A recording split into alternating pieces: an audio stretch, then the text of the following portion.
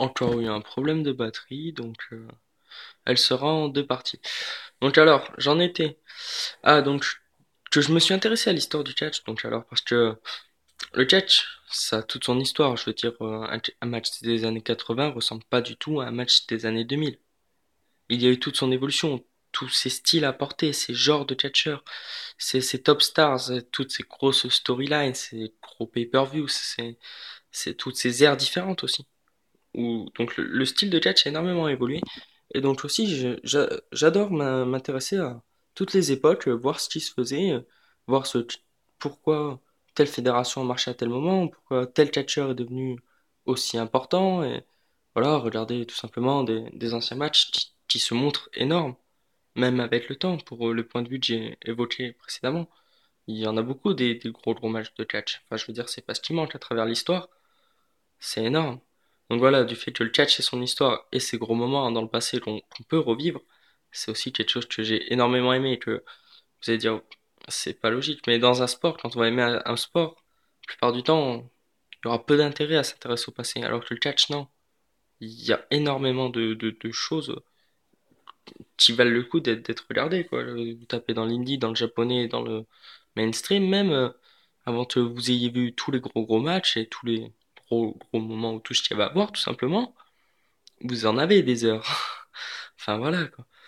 Donc après aussi, ce que j'aime, c'est le côté risqué. Alors vous allez me dire le côté risqué. Bah oui, enfin, quand je vois un type taper un Tope Tanjiro, je suis désolé, mais je rentre en transe direct, quoi. Quand je vois un type taper un somersault plancha, un springboard somersault plancha, je trouve ça énorme. Quand je vois là, par exemple, un Austin Harris qui fait un springboard elbow drop, c'est magnifique. Voilà, c'est des moments où tu réagis. T'es obligé de kiffer des gros spots qui contiennent un risque.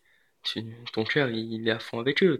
Quand je vois un brainbuster, un bon brainbuster, mais tu gueules, quoi. Quand tu vois d'anciens Tiger Driver, tu sais direct pourquoi tu kiffes le catch, quoi, pour ce genre de moment, justement. Pour ce genre de moment où tu dis, oh putain, mais qu'est-ce qui se passe? Voilà, ce petit coup d'adrénaline, on pourrait dire même, c'est parfois. C'est dur à expliquer, mais tant qu'on n'aime pas, je suppose qu'on ne comprendra pas, mais bon, ma vidéo est destinée aux fans de catch, donc je pense que la plupart comprendront. Donc voilà. Donc en résumé, donc je pense avoir évoqué tous les arguments de pourquoi j'aime le catch. J'ai pas quasiment pas cité le côté storyline, parce qu'en effet, c'est pas un côté qui m'intéresse. Pas vraiment pas plus que ça. Enfin, c'est un côté qui va m'intéresser, mais en abrégé, on va dire. Ça va pas m'intéresser de la suivre, de la connaître et de regarder un moment précis. Oui, mais pas de la suivre forcément de A à Z pour savoir ce qui va se passer après. C'est pas, c'est pas là-dedans que je trouve vraiment mon kiff. Mais donc voilà, pour résumer un peu, donc le catch au final, c'est ce show, c'est lumière, c'est musique d'entrée, c'est bien charismatique et avec leur passé, qui viennent, qui rentrent, qui trouvent un spectacle et t'as le public qui est avec eux et qui ensuite vont te faire un match. Donc dès le départ auquel tu t'attends à quelque chose parce que tu connais les deux mecs et tu sais de quoi ils sont capables, tu sais qui ils sont, leur prise, leur façon de catcher.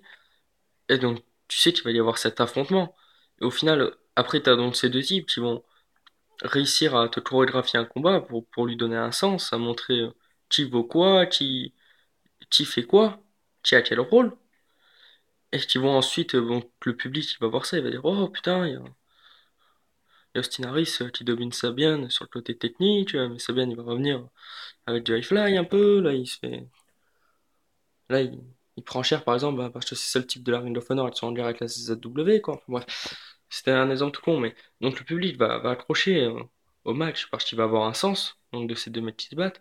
Après, il va y avoir ces gros moments intenses, lors de gros spots ou de moments intenses. Il y en a beaucoup. Il peut y avoir une arme qui est mise sur le ring, une tentative de finish, un compte de finish, une grosse soumission, un catcher qui va se blesser.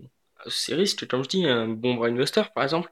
Donc ces gros moments où on va être voilà, c'est ces moments d'adrénaline, on peut dire. C'est le gros moment de surkick. Donc après tout ça pour amener vers la fin du match, où on va savoir que c'est la fin du match, où il va y avoir ce côté suspense, et où vraiment on va être à fond pour soutenir le catcheur, et que tout ce qu'on a vu avant, ça amène à ce moment-là, le but est la victoire, et donc forcément, c'est quand chaque moment, chaque prise est importante, finis par gueuler, quoi.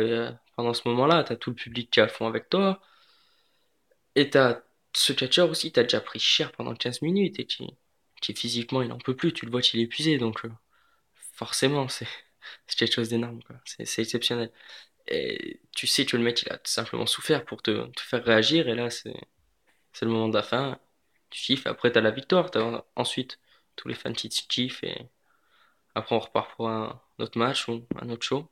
Voilà, c'est simplement ça, en fait. C'est que du bonheur au final. C'est de A à Z, chaque moment est important. Je veux dire, t'as pas le temps de t'ennuyer, quoi. Tu regardes des entrées, tu kiffes les entrées, ensuite tu kiffes les voir enchaîner sur des prises, parce que tu te demandes combien d'années ils ont dû pratiquer pour réussir à faire toutes ces prises.